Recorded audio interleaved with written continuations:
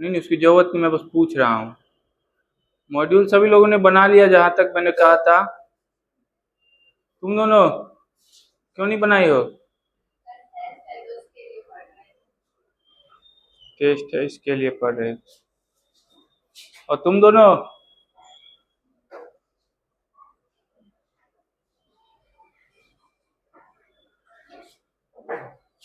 तुम जी,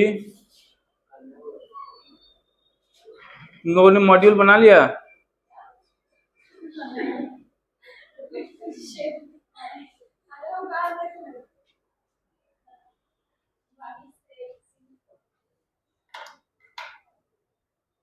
तुम लोग आज बायो क्लास में क्यों नहीं आए थे?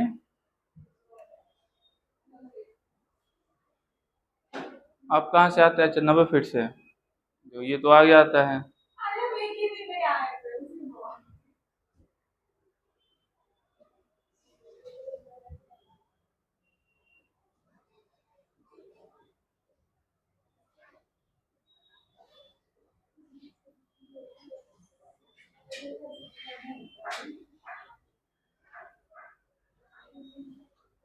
देखिए, quantum numbers, quantum number,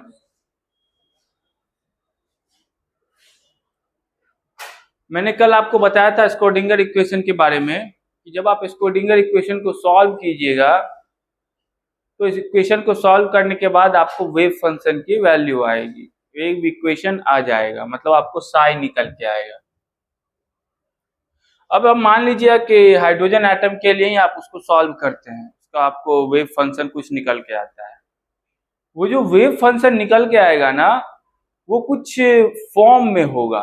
form मतलब उसको मैं ऐसा रिप्रेजेंट करता हूँ, NLM, इस तरीके से रिप्रेजेंटेशन होगा। अब वेव फंक्शन जब आपको निकल के आ जाएगा, तब मैंने कल आपको बताया था, इसके बाद आप लोग सारे फिजिकल एस्पेक्ट्स चेक कर सकते हैं, देख सकते हैं, किसका? इलेक्ट्रॉन्स का। तो मान लीजिए आपने हाइड्रोजन एटम के लिए सॉल्व किया और इस तरीके का वेव फंक्शन आ गया आपको सॉल्व करने के बाद, ठीक है। यहाँ पे आपको तीन नंबर्स जैसे टर्म दिख रहे हैं, एक n है, एक l है, एक m है। इक्वेशन सॉल्व करने के बाद इसी नंबर्स के टर्म में आपको दिखेगा भी इक्वेशन। इसी को हम लोग बोलते हैं क्वांटम नंबर्स। क्या बोलते हैं? Quantum numbers. अब उसका यूज क्या है मैं अभी बताता हूँ। क्वांटम नंबर का हेलो, क्वांटम नंबर का आप यूज करके इलेक्ट्रॉन का पोजीशन क्या है, किस रेंज में है, ये पता कर सकते हैं। ऑर्बिटल का साइज क्या है ये पता कर सकते हैं, ऑर्बिटल का शेप क्या है ये पता कर सकते हैं, ऑर्बिटल का ओरिएंटेशन क्या है ये पता कर सकते हैं। इसका यूज करके, इसका सिंपल सा ये मतलब हुआ कि अगर आपको ये क्वांटम नंबर्स दे दिया जाए तो आप ये बताने की स्थिति में रहेंगे कि इलेक्ट्रॉन का जो पिक्चर है एटम के अंदर वो कैसा है। समझ रहे?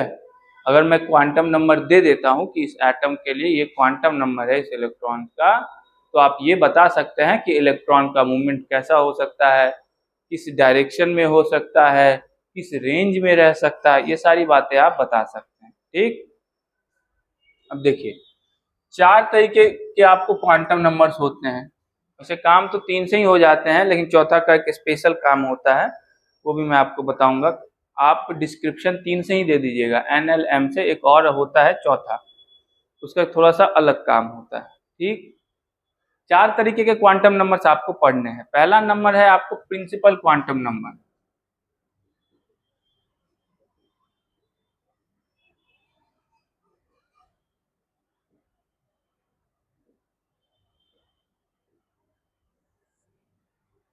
Principal quantum number. अभी प्रिंसिपल क्वांटम नंबर क्या है? इसको डिनोट करते हैं हम लोग n से। इससे डिनोट करेंगे n से। ठीक, अब ये देखिए, ये नंबर डिपिक्ट किसको करता है, किसको दर्शाता है ये नंबर? ये नंबर आपको बताता है एनर्जी को। किसको? Energy of the electron. ठीक है। और एनर्जी में भी कौन सी एनर्जी, प्रिंसिपल एनर्जी में लिख देता हूं, प्रिंसिपल एनर्जी।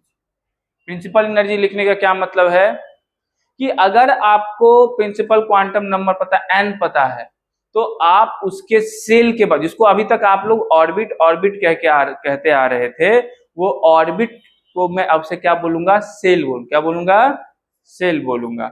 तो ये जो प्रिंसिपल क्वांटम नंबर है वो उसी सेल को दर्शाता है, समझ रहे हैं, किसको दर्शाता है, उसी सेल को। अगर आपको प्रिंसिपल क्वांटम नंबर पता चल गया, इसका मतलब है आपको ये पता चल गया कि इलेक्ट्रॉन किस सेल में है, और किस सेल में इलेक्ट्रॉन है अगर ये पता चल गया, तो उसकी एनर्जी क्या है ये भी आप क्या कर सकते हैं, बता सकते हैं।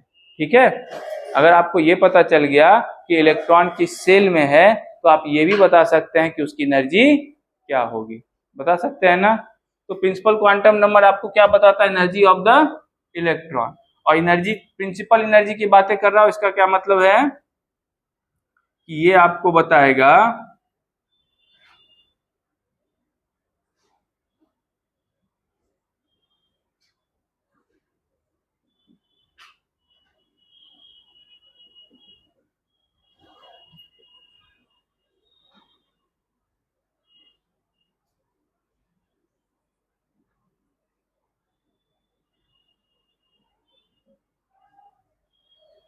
ठीक है।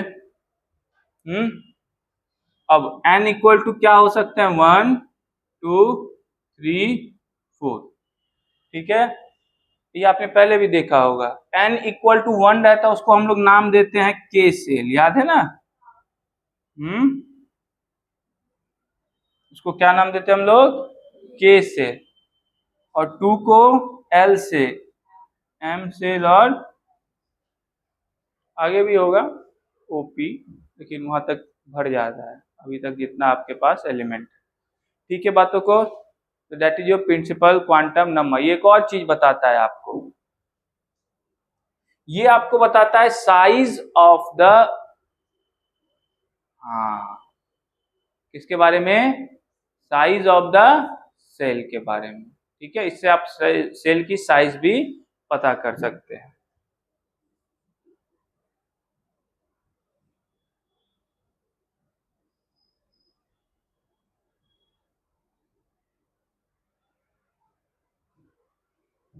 ठीक है, कोई दिक्कत, तो ये रहा आपका प्रिंसिपल क्वांटम नंबर। ठीक, इसे आप बता सकते हैं पहले, मतलब पहले नजर में बता सकते हैं कि हाँ इलेक्ट्रॉन मेरा इस एनर्जी रीजन में है, क्योंकि प्रिंसिपल क्वांटम नंबर ये है, ये आप पहली बार देख के बता सकते हैं। ठीक है, इसके बाद दूसरा आपको क्वांटम नंबर है एजीमुथल क्वांटम नंबर। ठीक है, इसको आप डिनोट करते हैं एल से, कैसे डिनोट करते हैं, एल से, एजीमुथल क्वांटम नंबर।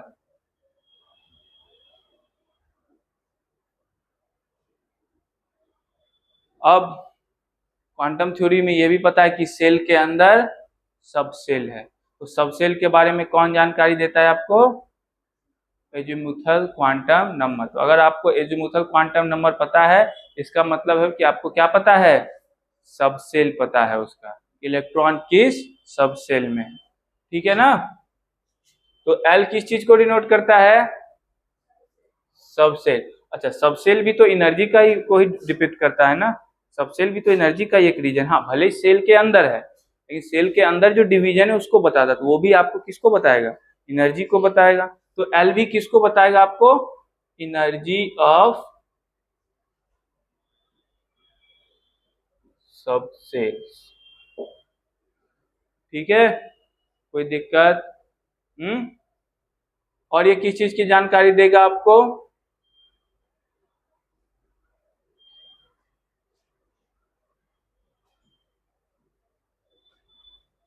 सब सेल्स, इसकी जानकारी, और नहीं शेप, ये सब सेल की जानकारी देता है, and shape of the orbital, मैं जो ऑर्बिटल की बातें कल कर रहा था, उस ऑर्बिटल्स का शेप यहीं से पता चलता है कि कौन सा शेप का होगा।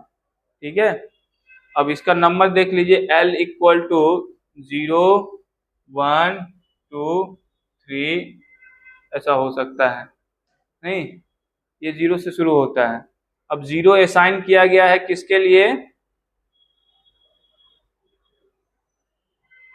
S P D F। ठीक है, समझिए बातों को। ठीक है, अब देखिए, सेल के अंदर सब सेल होता है, तो सेल कितना होगा, number of shell and number of subshell में भी रिलेशन होंगे कि सेल का नंबर क्या है और सब सेल का नंबर क्या है। तो सब सेल का जो नंबर होगा वो सेल के नंबर से एक कम होगा। क्या होगा? सेल के नंबर से एक कम होगा। मैं लिख देता हूं, number of subshell equal to number of shell -1, मतलब ऐसा, L इक्वल टू n-1, ऐसा ऐसा एग्जाम्पल समझो। जैसे मैं कहूंगा n इक्वल टू 1 में कितने सब सेल होंगे?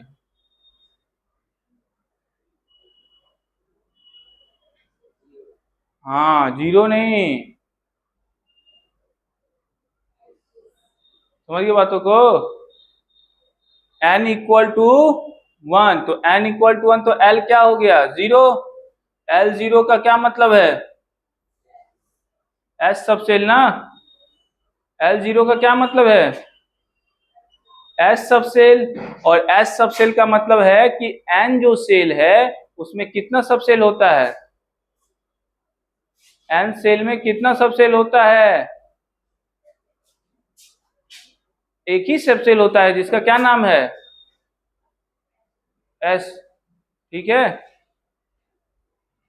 अगर n इक्वल टू 2 है तो L इक्वल टू क्या हो जाएगा? हाँ, 2 माइनस 1 कितना हो गया? 1। 1 का क्या मतलब है?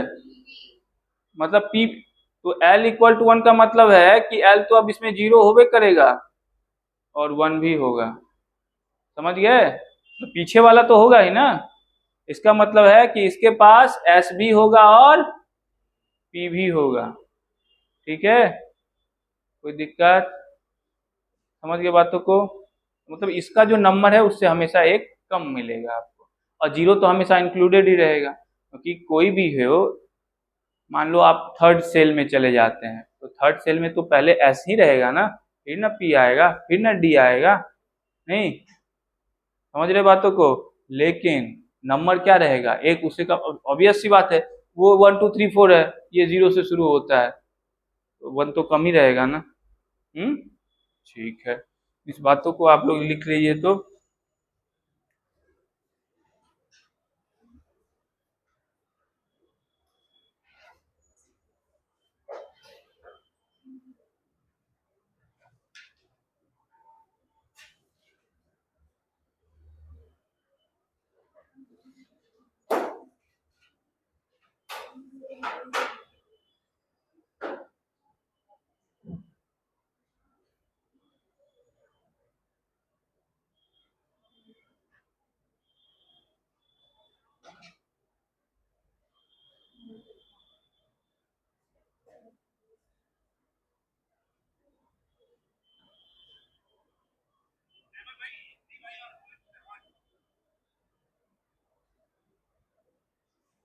क्या हुआ पांडे जी?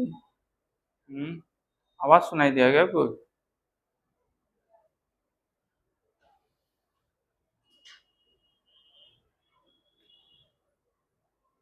आज वो दोनों नहीं आया है।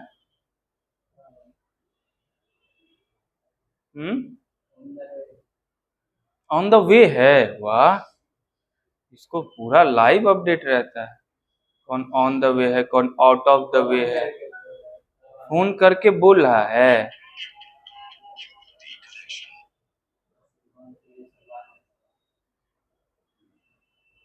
क्या किए तुम उसके बाद? क्या तुम कौन हो?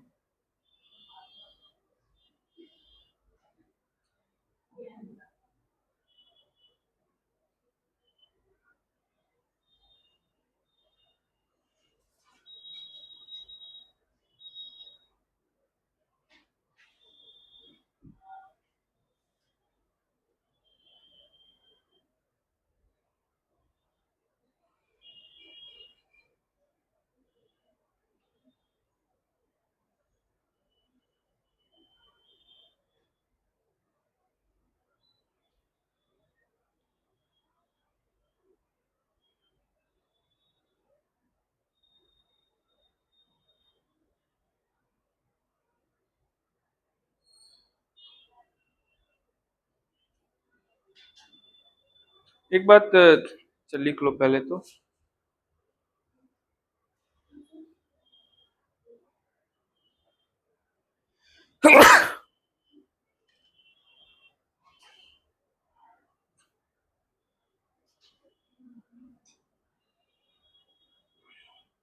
बारिश में सर्दी हो जाती है क्यों रिशु?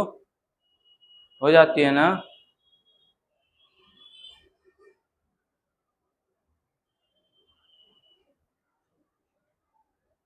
क्यों घर भी जाइएगा? घर जाना है?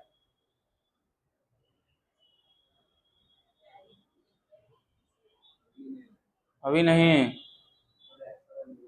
र- रक्षाबंधन आज ही है? हमको नहीं पता है।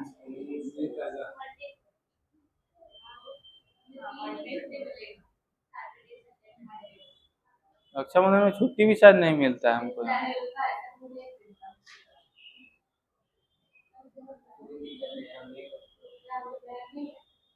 हम्म।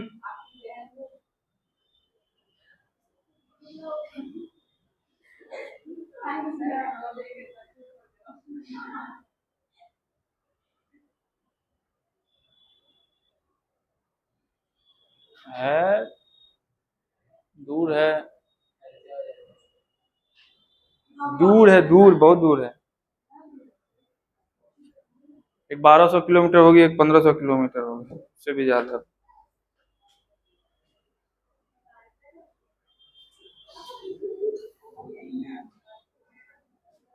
बाकी एक यही है। बहुत सारी है। 3 है। तुम्हारे जैसा संकीर्ण सोच है?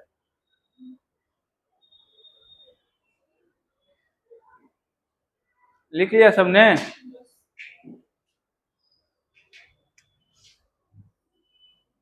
देखिए,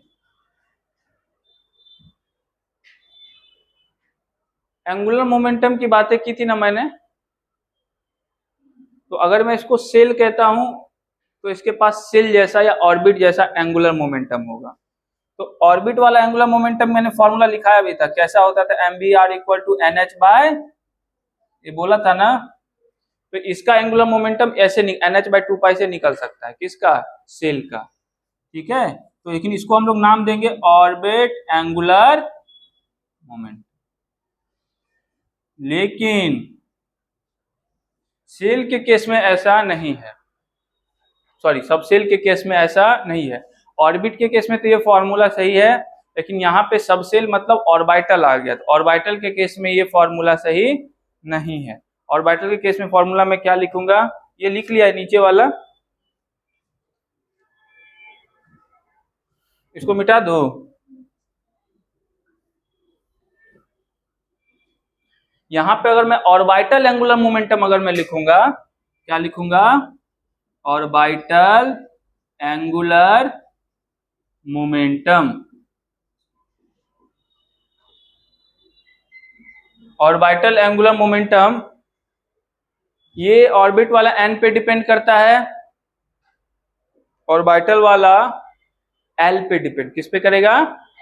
इसका फॉर्मूला लिख देता हूं, याद रखना। Under root L into L plus one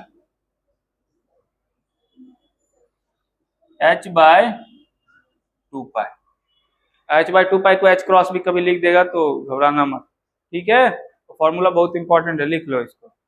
वो ऑर्बिटल एंगुलर मोमेंटम है। ये कौन सा मोमेंटम है? Orbit angular momentum. गीतांजलि,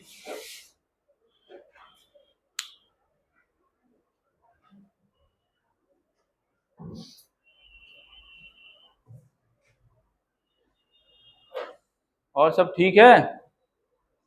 सब बुलंद हो? अंकित ही सिर्फ बुलंद है, बाकी तुम लोगों में कोई बुलंदी नहीं दिखता है। क्यों अंकित? सब सब बेकार लड़के से।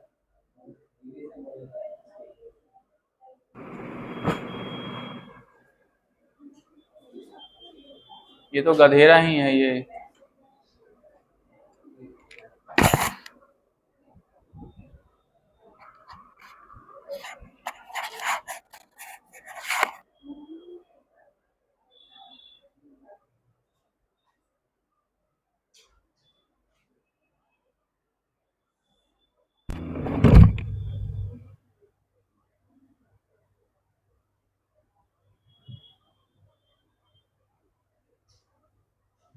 लिख लिया ना?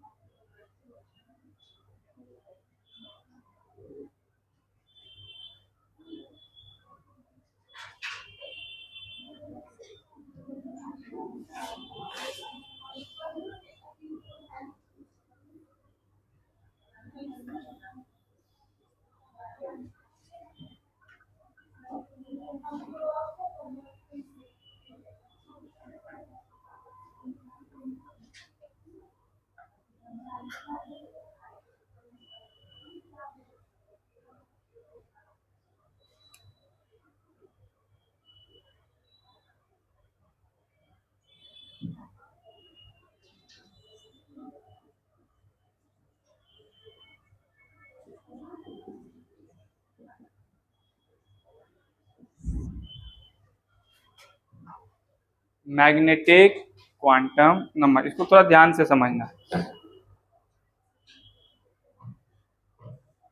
देखिए,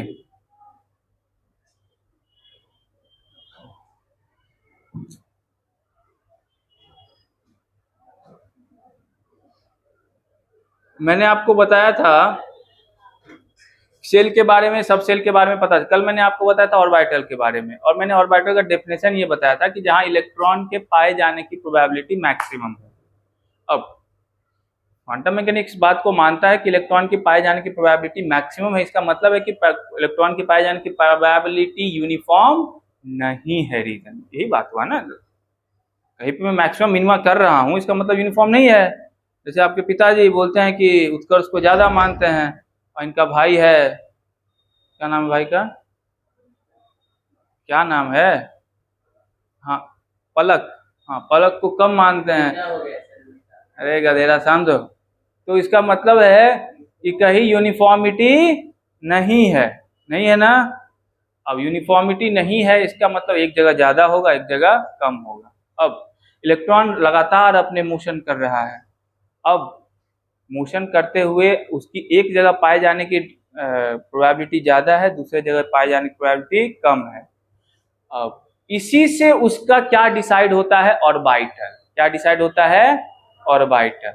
तो इलेक्ट्रॉन, ऑर्बिटल क्या है बेसिकली? तो इलेक्ट्रॉन किस डायरेक्शन में अपना ओरिएंटेशन रखता है, किस डायरेक्शन में मैक्सिमम चांस है उसको रहने का, दैट इज इट्स ऑर्बिटल।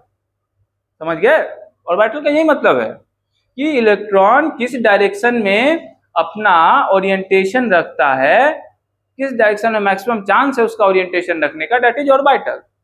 और इसके बारे में कौन बताता है कि ओरिएंटेशन किस डायरेक्शन में होगा? वो बताता है मैग्नेटिक क्वांटम नंबर। कौन बताता है आपको?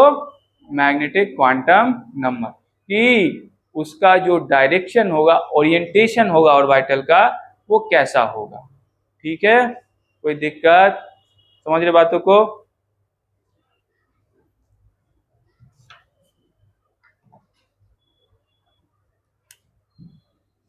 क्या बताता है ये? Orientation of orbital in 3D space. ठीक है, 3D स्पेस में किस तरीके से ओरिएंटेड है वो, इसके बारे में जानकारी देता है आपको। ठीक, डिनोट कैसे करेंगे इसको, ml से। कैसे डिनोट करेंगे, ml से। ठीक, कोई दिक्कत। अब जैसे ही L लिख दिया, M तो समझ ही गया मैग्नेटिक है तो M आ जाएगा L, तो इसका मतलब इसकी कहीं ना कहीं डिपेंडेंसी किस पे है, L, एजुमेथल क्वांटम नंबर पे डिपेंडेंसी है। और इसका डिपेंडेंसी का नंबर ये है, देख लो, ml इक्वल टू होता है 2l स्क्वायर प्लस 1। क्या होता है, 2l स्क्वायर प्लस 1, मतलब ml कितना होगा, 2l स्क्वायर प्लस 1 के बराबर होगा। ठीक है ना, समझ रहे बातों को। ये डिसाइड करता है कि आप जो ऑर्बिटल अभी देखेंगे, जैसे s है, p है, d है, वो किस शेप का होगा, किस डायरेक्शन में ओरिएंटेड होगा, इसका डिसीजन कौन लेता है, यही मैग्नेटिक क्वांटम नंबर। ठीक है, और आप आज मैंने कल भी बताया था कि और डिफरेंट ऑर्बिटल्स का 3D स्पेस में ओरिएंटेशन, या आप उसको नाम दे दे शेप, वो अलग अलग होता है। ठीक है, s का अलग होगा, p का, d का, f का, कि कौन डिसाइड करेगा, मैग्नेटिक क्वांटम नंबर। ठीक है, अब देखिए L इक्वल टू अगर मैं 0 रखता हूं तो ml की वैल्यू कितनी आ जाएगी, 1, मतलब ओरिएंटेशन 3D स्पेस में कितना होगा, एक ही तरीके का होगा। कैसा होगा, ये तरीका बता रहे, एक ही तरीके का होगा। क्या होगा, ठीक है, और L इक्वल टू 0 किसका होता है, अरे S का ना, भूल जाते हो क्या तुम, ये छोटी छोटी बातें भूल जाते हो क्या। L इक्वल टू 0 किसको असाइन किया था मैंने, तो मतलब S का ओरिएंटेशन कितना होगा 3D स्पेस में, एक ही तरीके का होगा। ठीक है, कोई दिक्कत।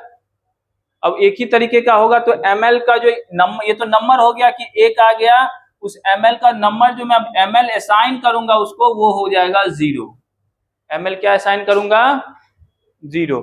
अगर L इक्वल टू 1 लेता हूं तो इस केस में ml की वैल्यू कितनी आ जाएगी, नंबर 3 होगी।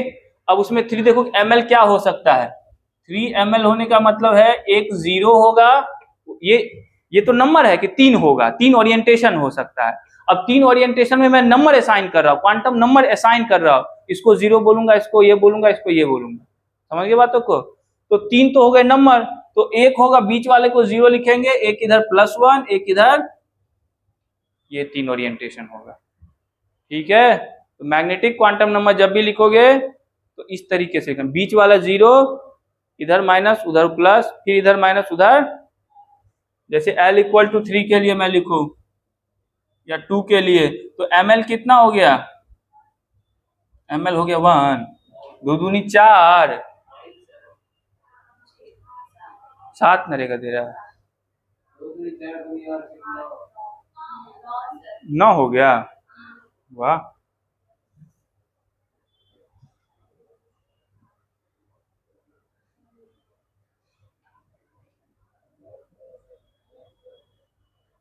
इसके लिए 9 कैसे हो गया, हाँ,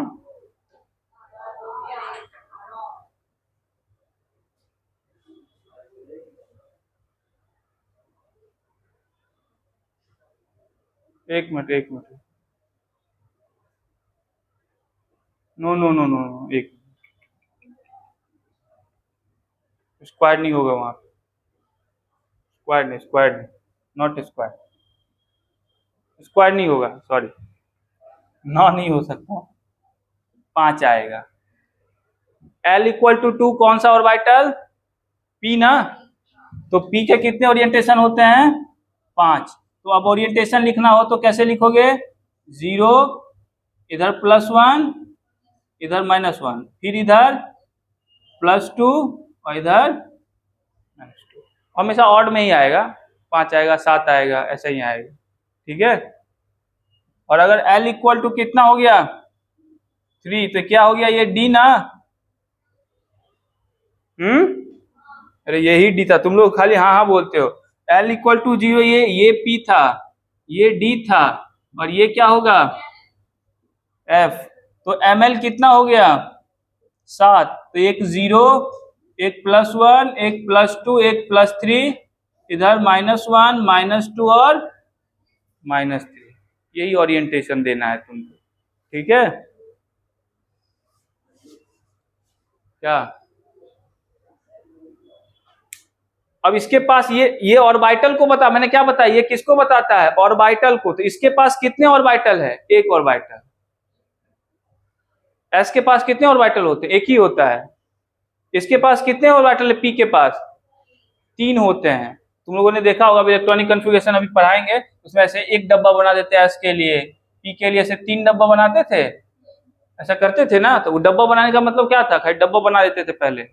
डब्बा बनाने का मतलब ये था कि वो ऑर्बिटल को ही बताता था कि पी के पास कितने ऑर्बिटल है, 3।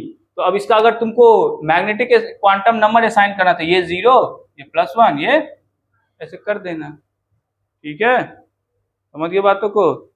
तो अब तुम लोग जब भी ये डब्बा बनाओगे, तो डब्बा बनाने का मतलब समझ गए ना, डब्बा मतलब एक ऑर्बिटल को दिखा रहे हैं, और एक ऑर्बिटल का मतलब है कि एक डायरेक्शन में उसका कैसा अलाइनमेंट हो, ओरिएंटेशन हो सकता है, ये मतलब होता है, ठीक है।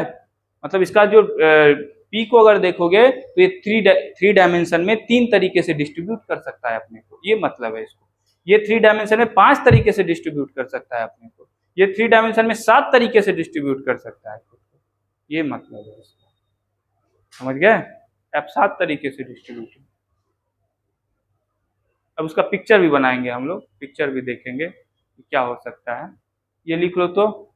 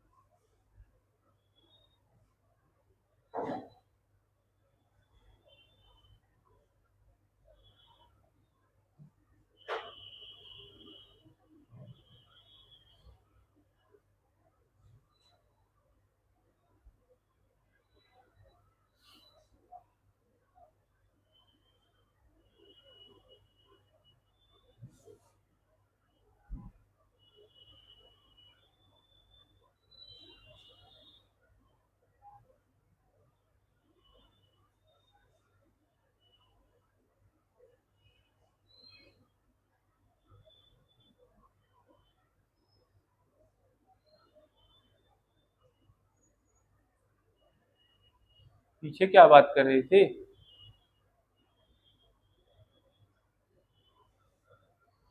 बात करिए कि गंगा में जल का स्तर बढ़ गया है, तो थोड़ा सा देख लेना।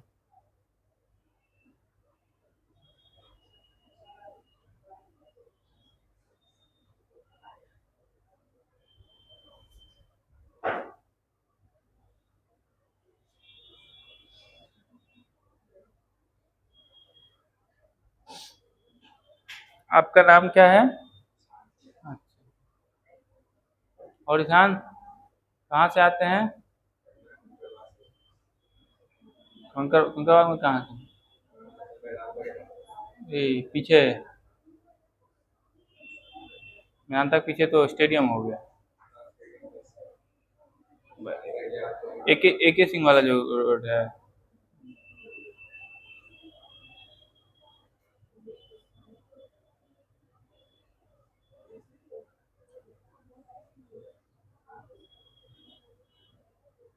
क्या हुआ, आप मुंह कान क्यों ऐसे बना रहे हैं, हाँ कोई समस्या है।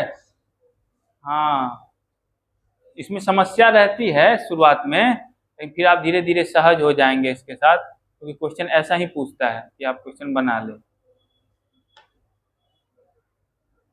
क्यों अंकित? बेचारे को देखो नींद लग रहा है, सोता ही नहीं है रात को, ये रात भर मेहनत करता है ये।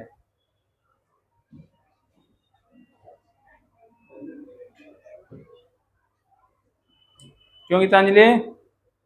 गीतांजलि भी पढ़ती है रात भर।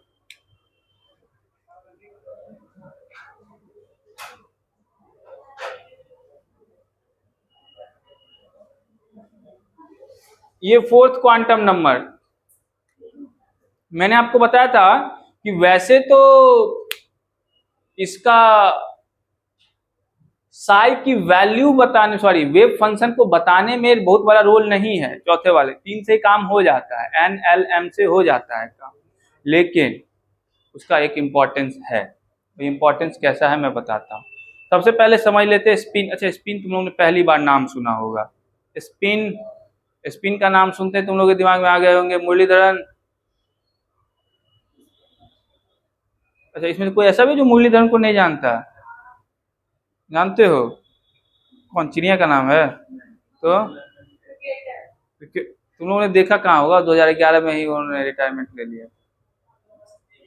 नाम सुने हो? तुमने सचिन को भी नहीं देखा खेलते हुए? नहीं देखे हो?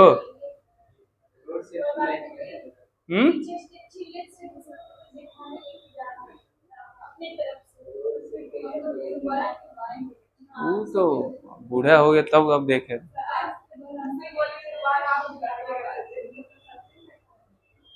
तो तुम लोगों ने 2011 का वर्ल्ड कप नहीं ही देखा होगा।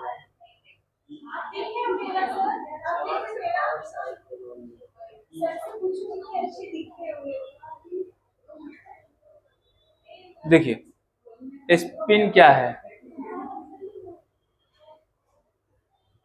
बात सही है। उस समय तो मैं ही बच्चा था, तो तुम लोग भी बच्चे ही होंगे। 15 वाला भी नहीं देखे हो? तुम तो गधेरी हो, तुम्हारे बात ही नहीं करना।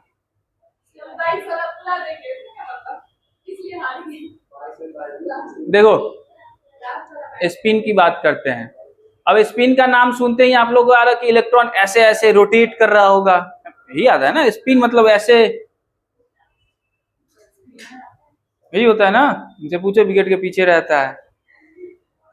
तो स्पिन का मतलब आता है कि कुछ रोटेट कर रहा है, कुछ घूम गया है अपने एक्सिस से।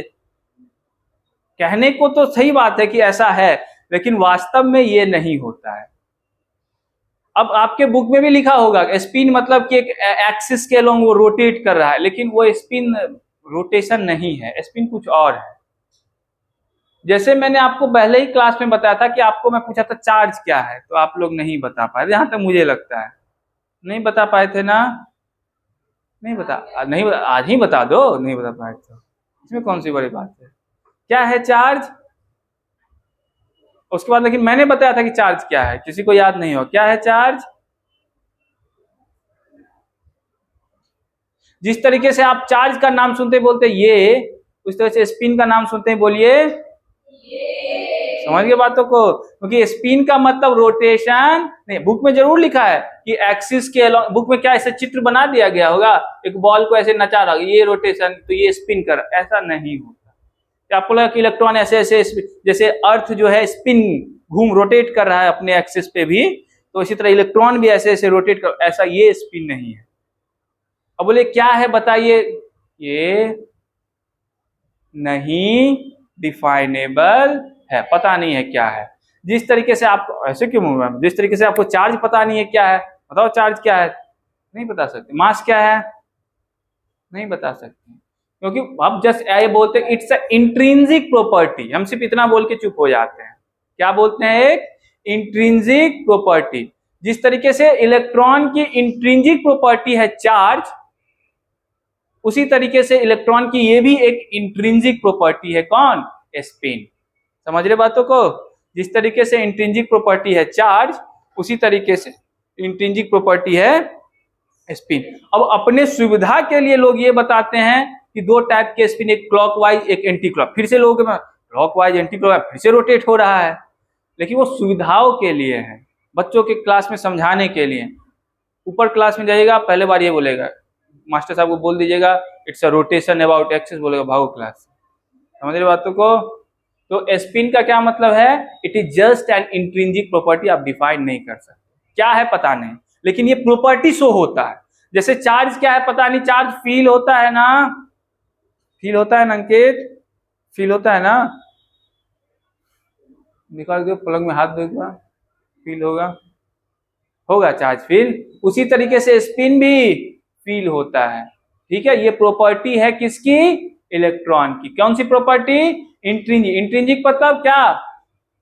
जो है, आपको उससे अलग नहीं रखा जा सकता।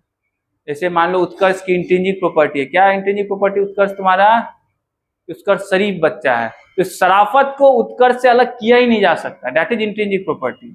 मतलब शराफत मतलब उत्कर्ष, खत्म। और जैसे ये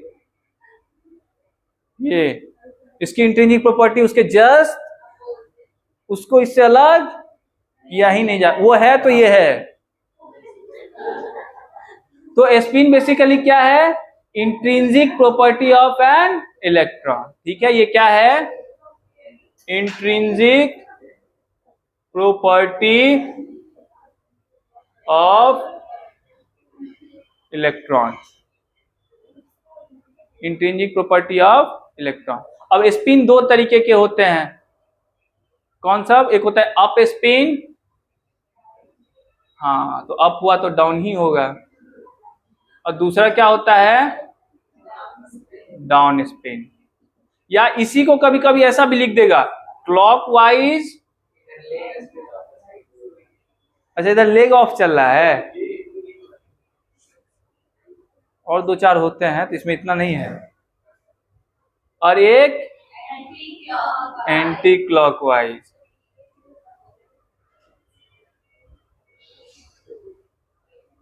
एक घंटा में इतना पढ़ा है, अब इससे धीरे क्या पढ़ा है? मुझे तो लगता है मैं सबसे धीरे धीरे ही बोलता हूँ। तो अब अप स्पिन है और एक डाउन स्पिन। आप ठीक है, देख लिया दो टाइप, ऐसे चार्ज भी दो तरीके के होते हैं, एक पॉजिटिव, तब एक अप स्पिन मतलब कि ऊपर भाग रहा है नीचे बस साइन क्या है? चार्ज निगेटिव का मतलब इलेक्ट्रॉन बदमाश है, ये सोचते हो? और पॉजिटिव जो बड़ा अच्छा आदमी है, ऐसा वो तो असाइन किया गया है। उसी तरीके से इस पे असाइन कर, एक अप स्पिन होगा एक डाउन स्पिन, तो एक ऐसे दिखा देना एक। अब इसका क्वांटम नंबर भी होता है, तो अप स्पिन से क्वांटम नंबर क्या असाइन किया गया? +½ और डाउन स्पिन पे -½ या तो इलेक्ट्रॉन अप स्पिन होगा या फिर डाउन स्पिन होगा। ठीक है, मैंने अभी आपको बता दिया कि उसकी वैल्यू बताने में इसका बहुत बड़ा रोल नहीं है, शायद आप इसके बिना भी निकाल सकते हैं, लेकिन एक टर्म है जिसका यूज पड़ता है। जिस तरीके से ऑर्बिटल एंगुलर मोमेंटम होता है, जिस तरीके से ऑर्बिट एंगुलर मोमेंटम होता है, उसी तरीके से स्पिन एंगुलर मोमेंटम भी होता है। क्या होता है? Spin angular. तो स्पिन एंगुलर मोमेंटम निकालने के लिए ही आपको जरूरत पड़ती है किसके? उसके स्पिन की। ठीक है, समझिए बातों को। बाकी वेव फंक्शन आप इसके बिना भी काम चला सकते हैं, जानकारी आपको इसके बिना भी मिल जाएगी। ठीक है, अच्छा एक और बात मैंने पहले भी आपको बताया, नहीं 12th में बताया हुआ बात, कि आपको पता है कि एटम के अंदर जो एक इलेक्ट्रॉन मान लीजिए घूम रहा है, वो एक टीनी मैग्नेट है, छोटा मैग्नेट की तरह काम करता, पता है कि नहीं? हाँ हाँ, एटम इलेक्ट्रॉन का जो सॉरी न्यूक्लियस और इलेक्ट्रॉन का जो सिस्टम है, ये दोनों मिलके एक टीनी मैग्नेट, छोटा मैग्नेट की तरह काम करता है। अच्छा, आप लोगों को पता है कि जो इलेक्ट्रॉन फ्लो हो रहा है करंट में, तो इसके चारों तरफ मैग्नेटिक फील्ड है। जो 10th में पढ़ो, ना बोलते तो यहीं से मारता है। तो ये बात जब पता है तो ये बात भी सुनो, क्यों क्यों है मैग्नेटिक फील्ड इसके चारों ओर? ये कभी सोचा? ये नहीं सोचा ना, ना इतना क्या सर, मोबाइल में समय बिता देंगे उतना, वैसे मिटाते तो सभी लोग हैं, कहते हैं सर। क्या तुम लोग तो कम ही बिताते होगे, मुझसे कम, अपने रिस्पेक्ट में बातें कर रहे हो। मैं या तो पढ़ा रहा होऊंगा या सो रहा होऊंगा, बस समझ रहे हो। लेकिन मैं फोन का उपयोग करता हूं। नहीं, अरे मैं जानकारी इकट्ठा करता हूं।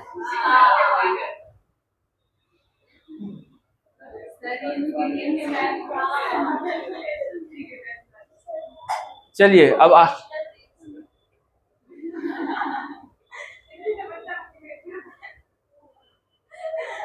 चलिए देखिए बातों को। मैंने अभी क्या बताया कि इलेक्ट्रॉन जो घूम रहा है न्यूक्लियस के तरफ, उसको थोड़ा सोचिए। तो प्रोटॉन है तो वहां इलेक्ट्रिक फील्ड है, वही भी चार्ज पार्टिकल है तो उसके चारों तरफ इलेक्ट्रिक फील्ड हो गया, चार्ज हो गया, इलेक्ट्रिक फील्ड हो गया। अब उस इलेक्ट्रिक फील्ड में किसी तुम चार्ज को मोशन करवाओगे तो वहां मैग्नेटिक फील्ड जनरेट होगा। यहाँ पे भी वही प्रिंसिपल था, इलेक्ट्रॉन मोशन कर रहा है ना उसके अंदर, वायर के अंदर, वहां इलेक्ट्रिक फील्ड तो है, तभी करंट फ्लो कर रहा है। उसी मोशन के कारण आपको चारों तरफ मैग्नेटिक फील्ड था। तो वो जो न्यूक्लियस और इलेक्ट्रॉन का सिस्टम है वो ट्रिनी मैग्नेट हो गया, समझ गए। और मैग्नेटिक प्रॉपर्टी होती है, नहीं होती है मैग्नेट, एटम में मैग्नेटिक प्रॉपर्टी होती है।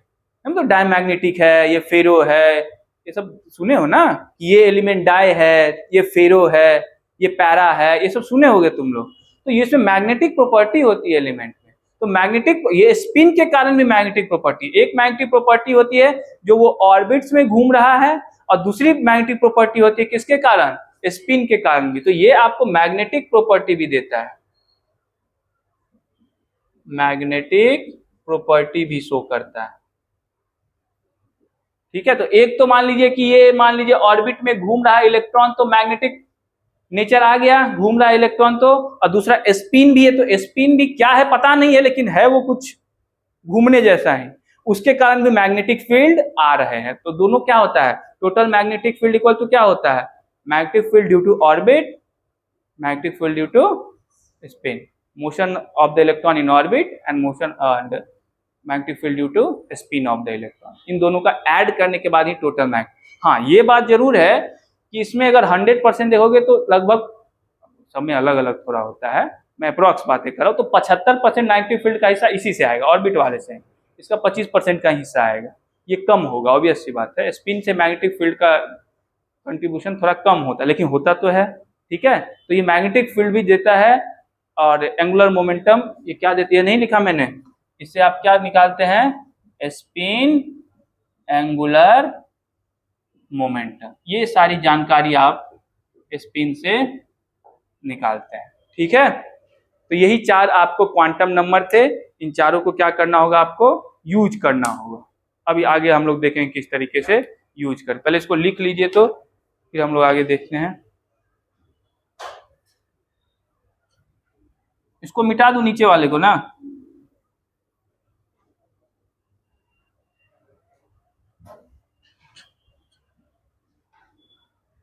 तुम लोग घर जाके मेरा वीडियो देखते हो कि नहीं, इंस्टा पे, इंस्टा पे कौन सा वीडियो आता है,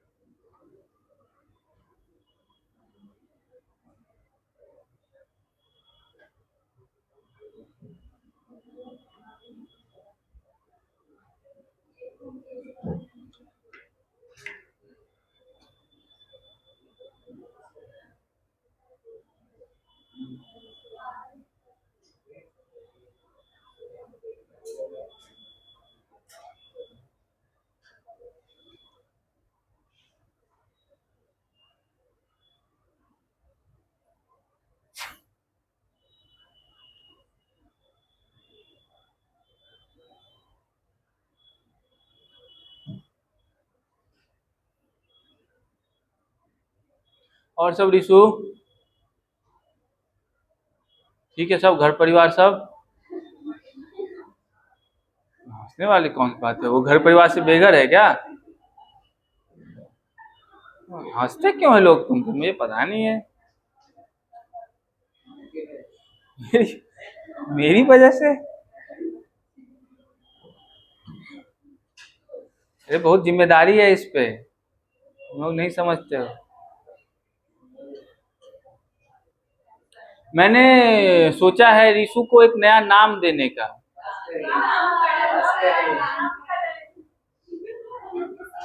तो मैंने बताया था ना कि तुमसे जो सीनियर क्लास है उसमें एक लड़का है रिशु जैसा ही, उससे भी मेरी काफी तगड़ी दोस्ती है, इसी की जैसी दोस्ती है उससे भी। वो भी पढ़ने में ठीक लड़का है, इसका ये मतलब नहीं कि रिशु भी पढ़ने में ठीक है, तो अभी पता चल जाएगा टेस्ट में। तो मैंने उसका नाम रखा है टाइगर, तो इसका नाम आज से छोटा टाइगर, ठीक है। तो रिशु आज से छोटा टाइगर कहलाएगा। चूहा भी और टाइगर भी, छोटा टाइगर।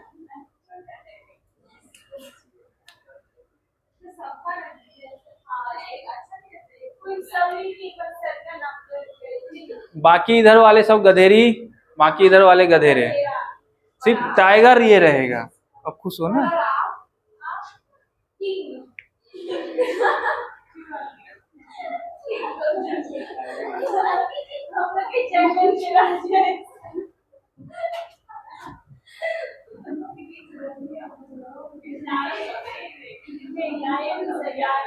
चलो देखो इधर, shape of orbital, shape of,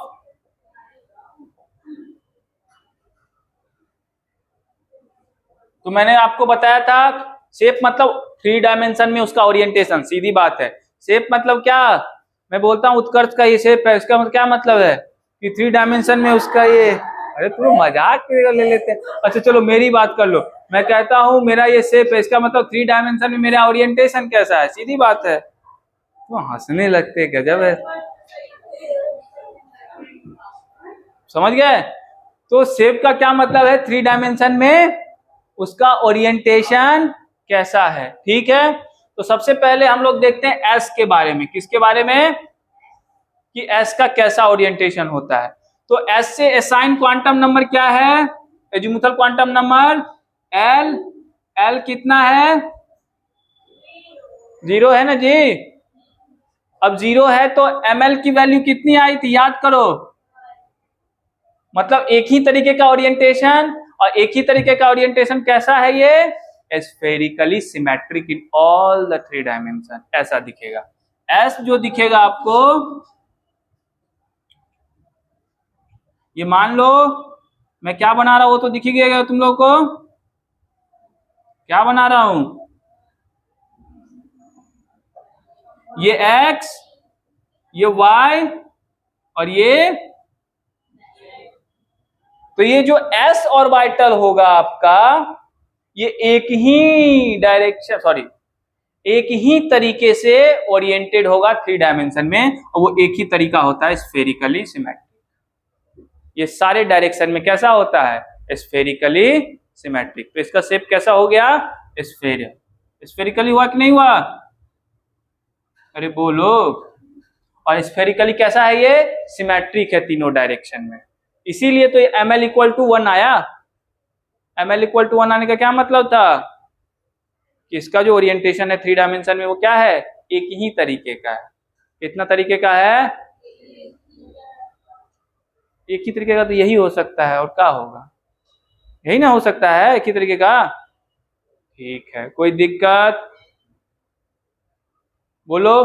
अब अगला देखें, अगला कौन है, एस के बाद, इसको मिटा दूं,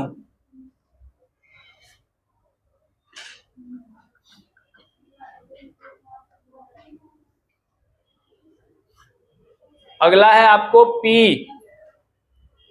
P के लिए L की वैल्यू 1, ml कितना -1, 0 और प्लस, मतलब 3 ओरिएंटेशन दिखाएगा।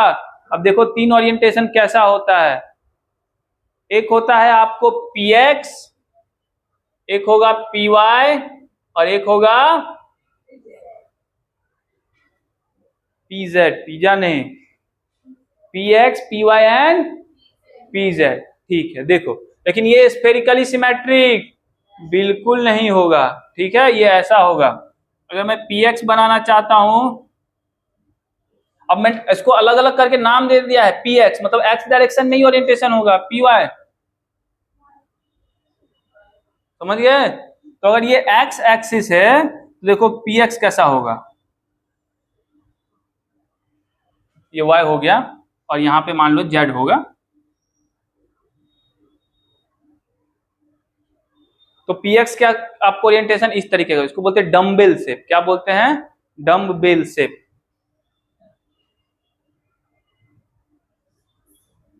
Dumbbell shape. अच्छा, अब अगर मैं पी वाई बनाना चाहता हूं तो यही आपको डम्बेल शेप किसके डायरेक्शन में चला जाएगा, किसके तरफ ओरिएंटेशन रहेगा इसका? वाई डायरेक्शन, वाई एक्सिस में रहेगा। किसके तरफ रहेगा? ऐसा। समझ गए बातों को? तो ये क्या हो गया आपको? P Y.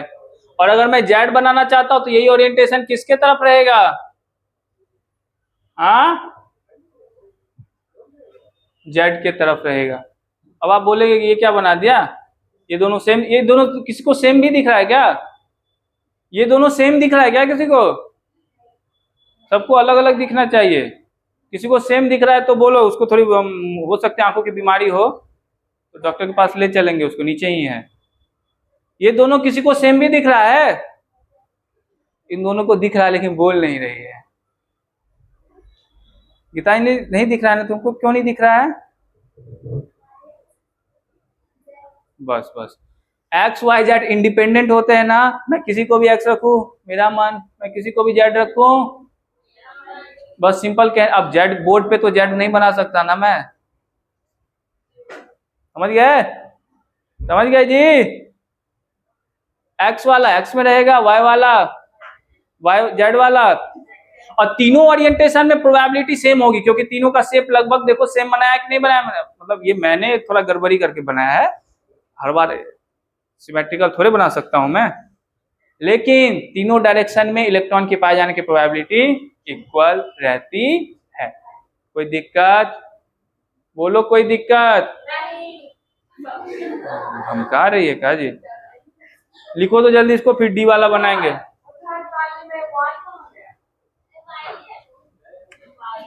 लो लो लो, मिल गया भाई।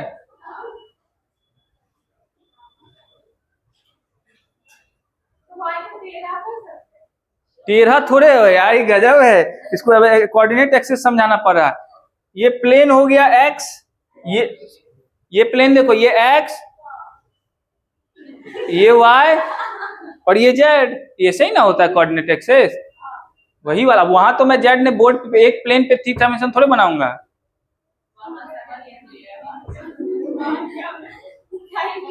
देखो ध्यान से, ये एक प्लेन हो गया तो ये एक्स एक्सिस हुआ इसका, ये वाई एक्सिस हुआ और ये वाला जेड एक्सिस हुआ। ऐसा होता है। तुम थ्री डायमेंशन वर्ल्ड में रहती हो, लेंथ विड्थ और बस वही है, एक्स वाई एंड जेड। समझी गीतांजलि? तब गीतांजलि देखो समझ गई, मतलब सब समझ गए। उसको डरा रही है, तुम समझ रही हो, तो सब समझ रही है वो।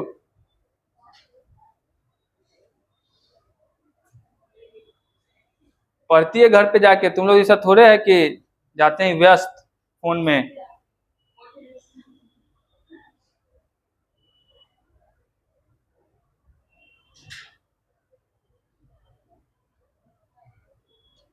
तुम लोग का कल टेस्ट है ना?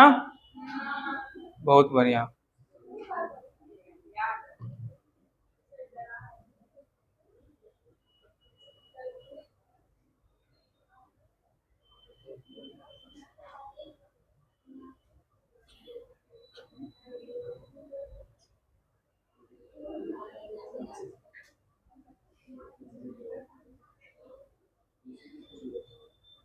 कल मोल कॉन्सेप्ट है केमिस्ट्री में ना? ओ, पढ़ लिए मोल कॉन्सेप्ट? अच्छा, आज रात पढ़ोगे? वाह, सारे गुण आ रहे हैं तुम में, अब सारे गुण आ रहे हैं। मतलब 11th 12th में कैसे पढ़ा जाता है, रात एक रात पहले।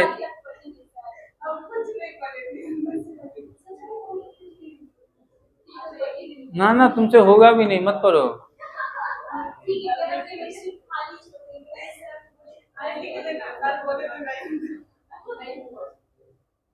एक रात पहले, इतना दिन से इन लोगों को बताया गया है टेस्ट के लिए पढ़ना है तो नहीं पढ़ते हैं।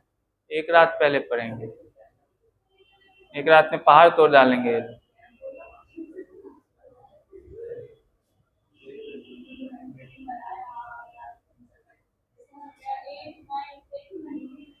क्या क्या पूछे? हाँ तो अभी तो नया नया आया है, लेकिन वो आ जाएगा घूमने फिरने, व्यवस्था सब भी रहता है।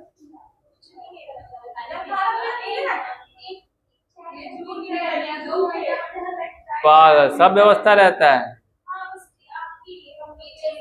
ना ना, सबके लिए जो जो टेस्ट देने।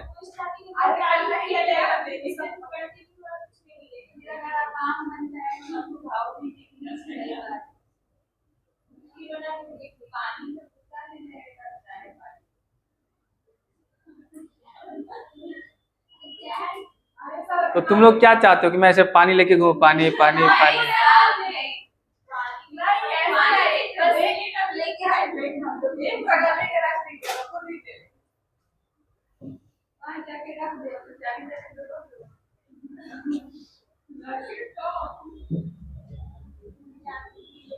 नीचे है ही।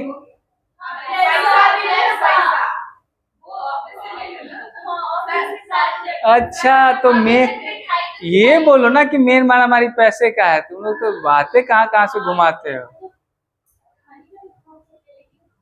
अच्छा कल जो है फ्री में मिलेगा, कल सभी लोग आना। मिलेगा ही, मिलता ही पागल है।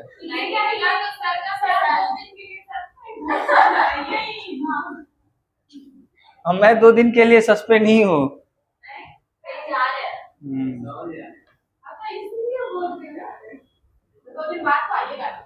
उससे नहीं, कल तुम लोग टेस्ट देने सभी लोग आना, सभी लोग को चाय पानी मिलेगा।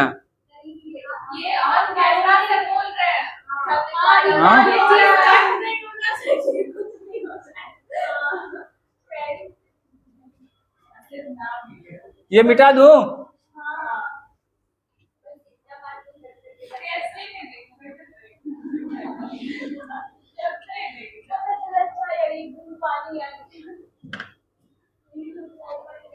तुम्हारी जैसे हरकत है, पानी भी मिल जा रहा, वही बड़ी बात है।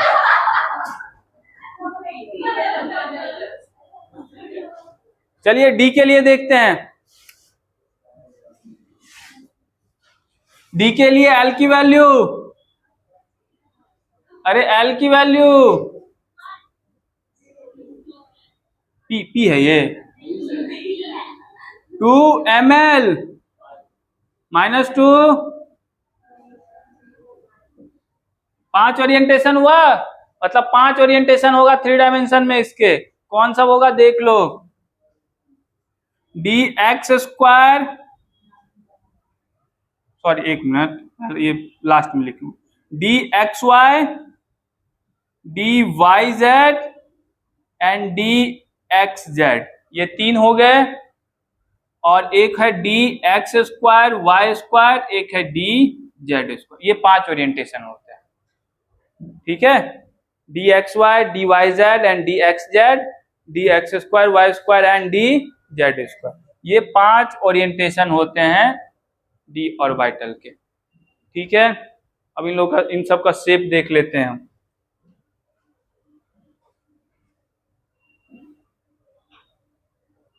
ये है एक्स वाई। एक्स वाई यहाँ कहने का मतलब देखो, जब एक्स वाई इस तरीके से लिखा रहे, इसका मतलब वो इस प्लेन में लाइक कर रहा है। कहाँ लाइक कर रहा है? कहाँ? ये एक्स, ये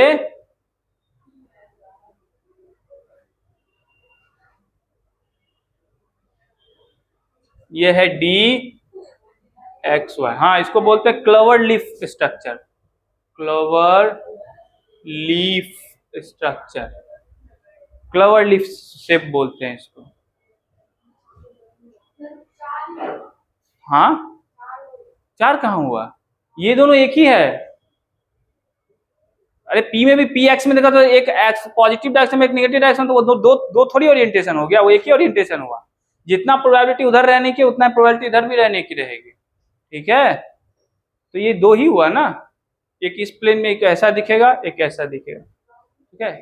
ये शेप कभी ऐसा सिंगल नहीं दिखेगा, जितना उधर रहने की प्रोबेबिलिटी होती है उतना ही नीचे रहने की प्रोबेबिलिटी रहती है इलेक्ट्रॉन। अगला क्या है, डी वाई जेड। तो ये मान लो वाई एक्सिस है और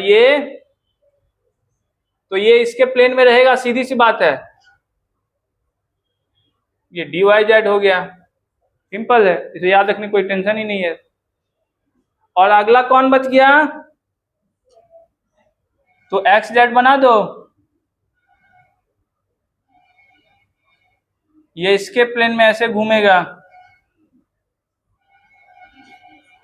हो गया,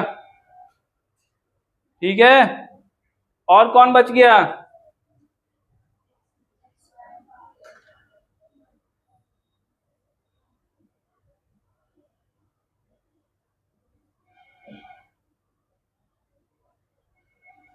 ये इसके एक्सिस पे ओरिएंटेड रहेगा, यही अंतर है। एक्स स्क्वायर वाई स्क्वायर में ये इसके एक्सिस के अलॉन्ग ही ओरिएंटेड है ना, एक्सिस के अलॉन्ग ओरिएंटेड, तो ये D X square Y square है।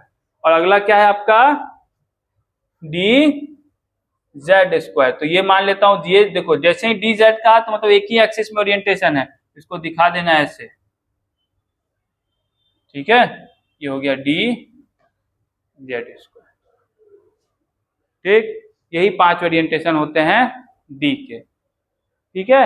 एफ के कितने होंगे, 7, लेकिन एफ का बनाना थोड़ा सा मुश्किल है, तो मैं नहीं बनाऊंगा, बुक में भी नहीं दिया है, पूछेगा भी नहीं, ठीक है। समझ रहे बातों को, क्या ठीक है ना सब, खिलाड़ी आ चुके हैं देश में।